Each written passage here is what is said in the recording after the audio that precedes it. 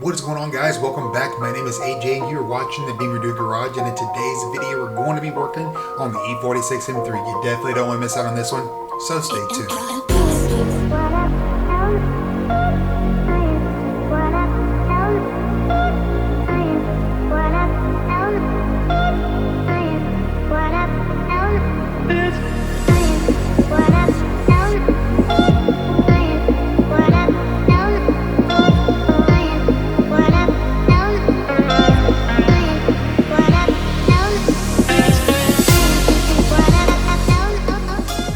Alright guys, so if you clicked on today's video, you already know what we're here to do. We're here to work on the E46 M3, but before we do, we gotta talk about a few things because a lot has changed in the last few months since I haven't been making videos.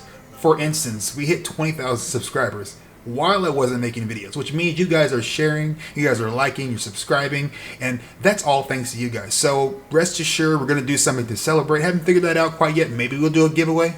Let me know down in the comment section down below what you think we should do for 20,000 subscribers, because that is a huge milestone, like I said before, especially for not making videos for about 2 months, give or take. So in today's video, the primary focus of this video is going to be section 1 portion of the exhaust, which is widely known to be the #1 culprit for the rasp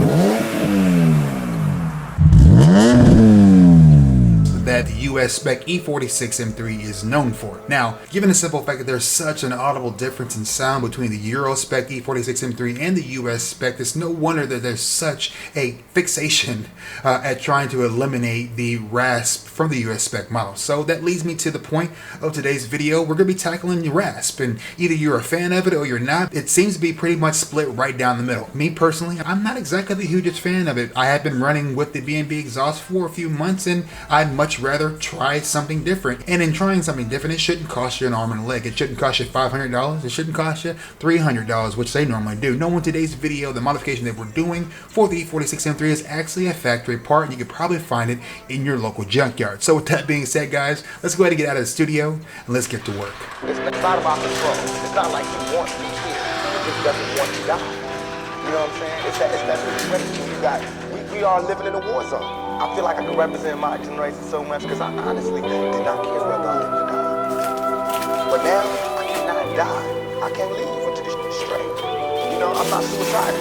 I can't go until y'all really know what time it is. And then after that, boom, it's all over. And we can see, you know, how it can fall. But that's how it is. Because if I can't live free, if I can't live with the same next man, I don't want to do it. Because God is personal. But life should be like.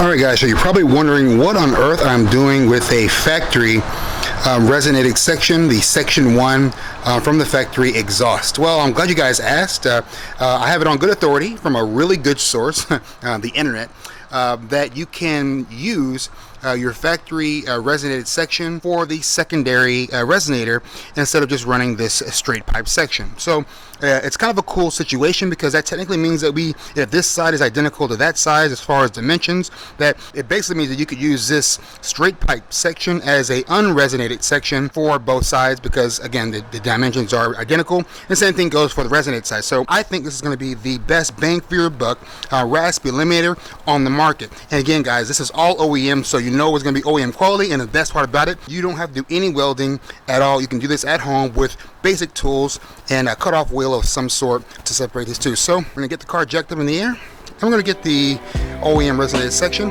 installed on the car. Let's do it.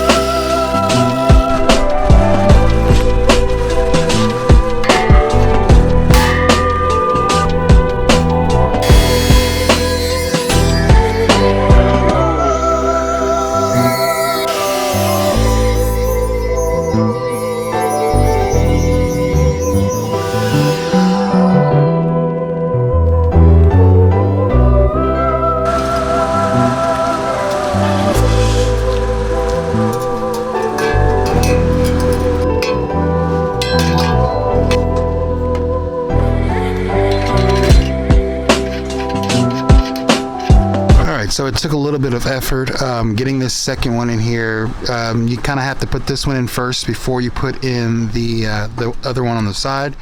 You want to kind of twist this, I want to say counterclockwise slightly to maneuver it past this section here, because these barely touch. They kind of touch. As a matter of fact, I think they are touching. What I'll probably end up doing is actually tack welding these together, but for now it'll do just fine. But yeah, this goes to show that you can put both OEM resonators in line together, and I can't wait to see how this sounds.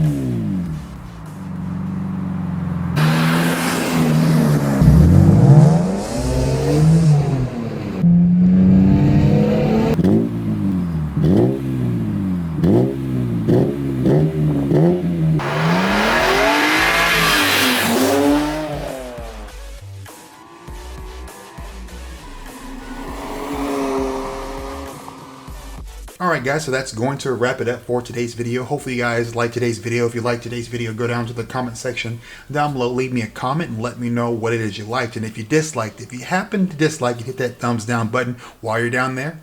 Go ahead and leave me a comment and let me know what you disliked, because honestly that's the only way these videos are going to get any better. Obviously in today's video we installed what I think is the best bang for your buck anti-Rasp Eliminator for the E46 M3, and I challenge you to try it for yourself before going out and spending $500 to $300 on one of those aftermarket ones that basically do exactly what this one is doing. You could audibly see the difference from before to after, and I personally guarantee that you won't be disappointed if you try it for yourself. Anyway guys, so that's going to wrap it up. Like I said, thank you guys for watching the B&B channel, and as always guys, peace out and Godspeed. Try make a name now. Yeah, y'all don't really know, y'all don't really know. Y'all don't really know, y'all don't really know. Yeah, I ain't never gonna be the same now. I'ma tear up this whole fucking game now. Yeah, y'all don't really know, y'all don't really know. Y'all don't really know, y'all don't really know. I got so many bras, call it kamikaze. Ain't nobody ever gonna ever stop me. And I know that I could be a little